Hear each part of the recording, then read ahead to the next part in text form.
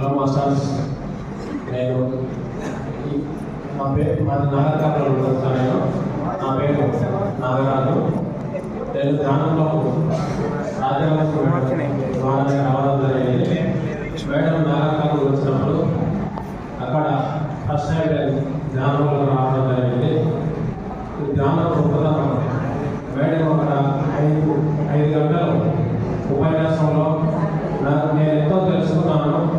నాకు చాలా రోజులు శ్రీనివాస అని మా పక్క ఉన్నదని 5 సంవత్సరాల నుండి చెప్తుంటే నేను ఊర్లో శ్రీ వీరభద్ర స్వామి వారి టెంపుల్ కట్టించడం జరిగింది.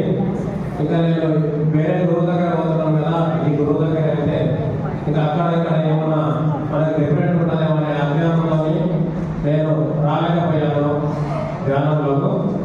నాకు ధ్యానంలోకి వచ్చినాక మేడం ఒక ఉపన్యాసం విని నా 5 సంవత్సరాల టైం నేను వృధా చేసుకున్నాను కదా అని నేను అనుకున్నాను. అది మన నవంబర్లో సార్ దర్శన రావడం జరిగింది.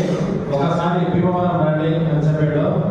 నేను ఇది 2వసారి భీమవరం రావడం, ఇక్కడ క్రమశిక్షణకు మారిపోయాను.